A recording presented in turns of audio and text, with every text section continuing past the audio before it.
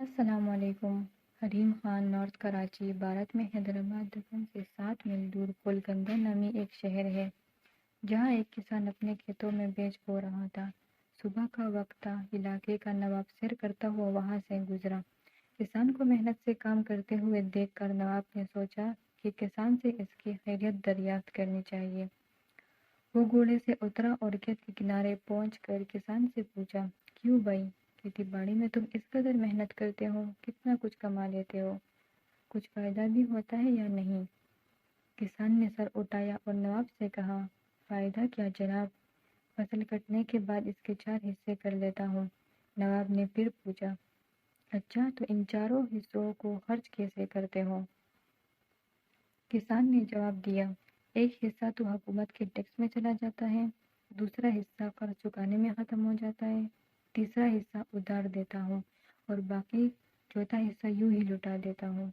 نواب کو کسان کی یہ عجیب و غریب باتیں سن کر بہت تعجب ہوا۔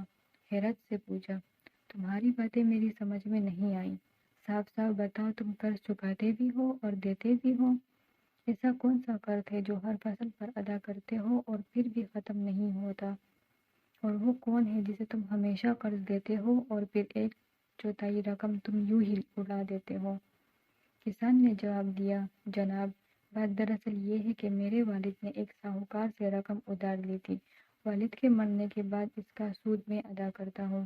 ایک حصہ ٹیکس دینے کا، دوسرا حصہ یہ ادا ہو جاتا ہے، اور تیسرا حصہ کسے ادھار دیتے ہو؟ نواب نے پوچھا۔ کسان نے کہا، یہ میں اپنے 2 لڑکوں پر خرچ کرتا ہوں تاکہ بڑھاپے میں وہ مجھ پر خرچ کرے۔ نواب نے پوچھا، اور یہ ایک حصہ فضول کیوں اڑا دیتے ہو؟ کسان نے کہا، میری ایک لڑکی بھی ہے، آپ کو پتہ ہے کہ آج کل جہیز کے بنا شادی نہیں ہوتی، اور جہیز ایک فضول رسم ہے۔ چوتھا حصہ اس کے جہیز کے لیے رکھتا ہوں۔ میری نظر میں یہ رقم لٹانا ہی ہوا۔